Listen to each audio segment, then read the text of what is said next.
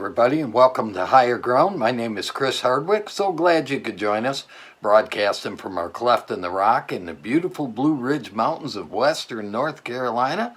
Glad to have you aboard today. It's Friday. Of course, it's Good Friday and Holy Week, and we've been talking about the Passion of Christ here on the broadcast, the death of Jesus, and the reason why it's called Good Friday, because he accomplished everything on the cross that was necessary for all of us to not only take care of the penalty for sin, but to be healed of all of our diseases.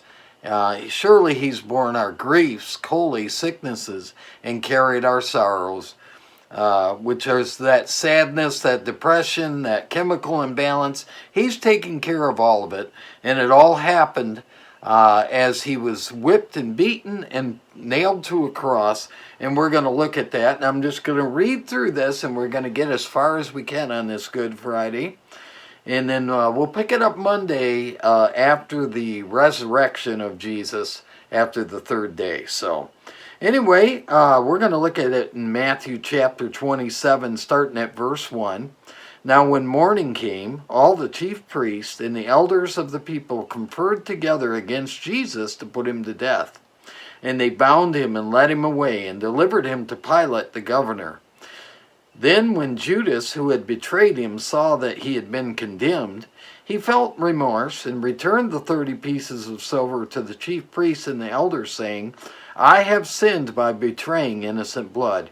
But they said, What is that to us? See to that yourself. And he threw the pieces of silver into the temple sanctuary and departed, and he went away and hanged himself. Now, you know, Judas committed suicide. That's exactly what happened.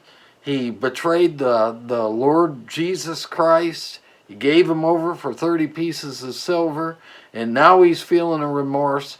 It's not a godly sorrow, but it's a sorrow indeed. And went and hanged himself. All right. The chief priest took the pieces of silver and said, It is not lawful to put them into the temple treasury, since it is the price of blood. And they conferred together with the money bought the potter's field as a burial place for strangers. For this reason the field has been called the field of blood to this day. Then that which was spoken through Jeremiah the prophet was fulfilled, and they took the 30 pieces of silver, the price of the one whose price had been set by the sons of Israel, and they gave them for the potter's field as the Lord directed me. That's actually in Jeremiah. Can you believe it? Look it up. All right, so now Jesus stood before the governor, and the governor questioned him, saying, Are you the king of the Jews? And Jesus said to them, It is as you say. And while he was being accused by the chief priests and elders, he did not answer. Then Pilate said to him, Do you not hear how many things they testify against you? And he did not answer him with regard to even a single charge, so the governor was quite amazed. Now at the feast, the governor was accustomed to the release for the people any one of the prisoners whom they wanted. At that time, they were holding a notorious prisoner called Barabbas, and when the people gathered together, Pilate said to them, Whom do you want me to release to you, Barabbas or Jesus, who is called the Christ? For he knew that because of envy they had handed him over. And while he was sitting on the judgment seat, his wife sent him a message saying, Have nothing to do with that righteous man, for last night I suffered greatly in a dream because of him. But the chief priests and the elders persuaded the crowds to ask for Barabbas and to put Jesus to death. But the governor said to them, Which of the two do you want me to release for you? And they said, Barabbas. And Pilate said to them, Then what shall I do with Jesus, who is called the Christ? And they all said, Crucify him. And he said, Why? What evil has he done? But they kept shouting all the more, saying, Crucify him. Then Pilate saw that he was accomplishing nothing, But rather that a riot was starting, he took water and washed his hands in front of the crowd, saying, I am innocent of this man's blood. See to it that yourselves. And all the people said, his blood shall be on us and our children. Then he released Barabbas for them, and having Jesus scourged, he handed them over to be crucified. Now the soldiers of the governor took Jesus into the praetorium and gathered the whole Roman cohort around him, and they stripped him and put a scarlet robe on him. And after twisting together a crown of thorns, they put it on his head and a reed in his right hand, and they knelt down before him and mocked him, saying, Hail, King of the Jews! And they spat on him, and they took the reed and began to beat him on the head. After that, they mocked him. They took a scarlet robe off him, put on his own garments back on him, and led him away to crucify him. And as they were coming out, they found a man of Cyrene named Simon, whom they pressed into service to bear his cross.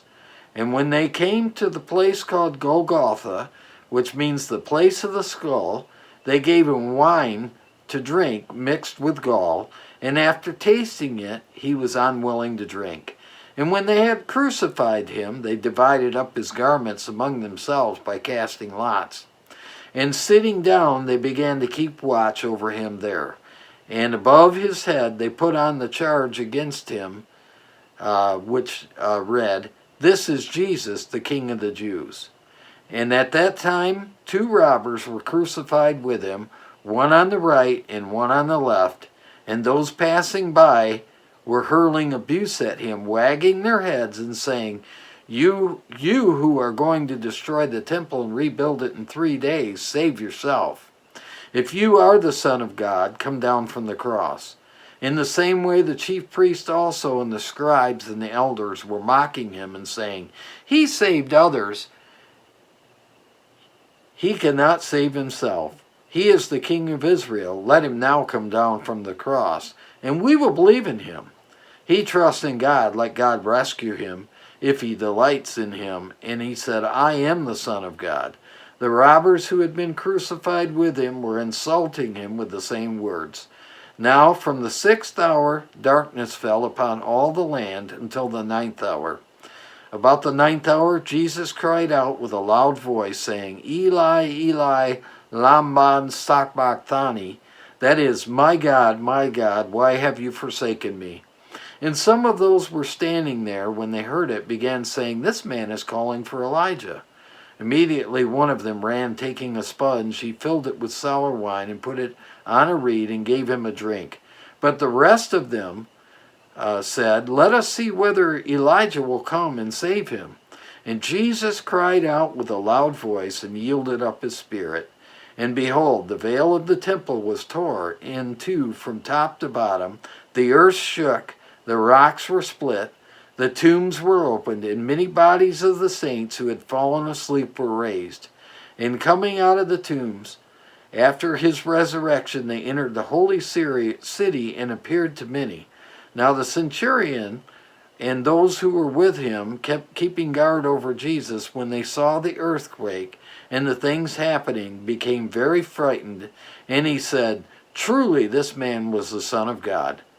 Many women were there, looking on from a distance, who had followed Jesus from Galilee while ministering to him. Among them Mary Magdalene, and Mary the mother of James, and Joseph, and the mother of the sons of Zebedee.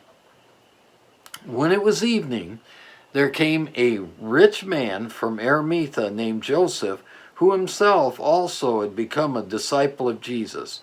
This man went to Pilate and asked for the body of Jesus. Then Pilate ordered it to be given him, and Joseph took the body, wrapped it in clean linen cloth, laid it in his own tomb, which he had hewn out in the rock, and rolled a large stone against the entrance of the tomb, and went away. And Mary Magdalene was there, and the other Mary sitting opposite the grave. And then we're going to end it right here today, because now the tomb has been sealed. Jesus has been crucified. The prophetic word concerning all the things that Jesus was going to accomplish on the cross has been set, and now it sets it up. It's Friday, but Sunday's coming. On the third day, Jesus is resurrected from the dead, and that's what we're going to cover next week on Monday.